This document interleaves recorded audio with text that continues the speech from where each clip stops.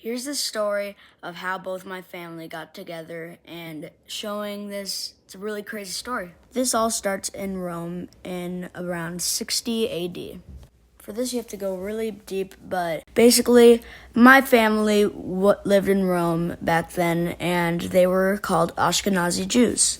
And in 60 Common Era, they were persecuted by the Romans. So my ancestors, along with many more, walked very far to many parts of Eastern Europe or Northern Africa. It was very scary and resulted in much death, leading the Jews to not know who to trust and being very scared. My family went all the way to Eastern Europe, and thankfully, most of them made it. At least most of them did.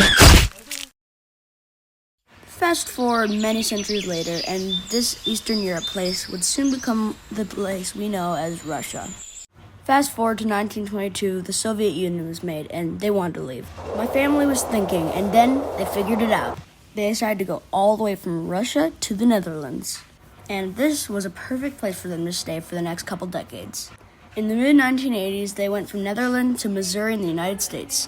And that's where their story ends.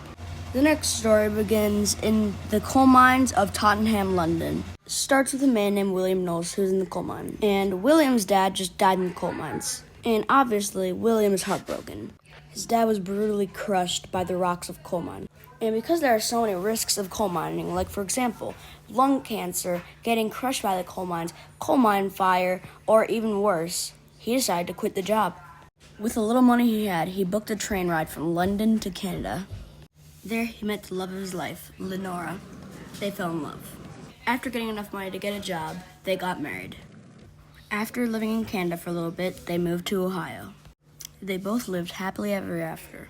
Lenora gave birth to my grandma, who gave birth to my dad. My great-grandma in Amsterdam gave birth to my grandma, who gave birth to my mom. And then my mom and my dad gave birth to me. Thanks for watching.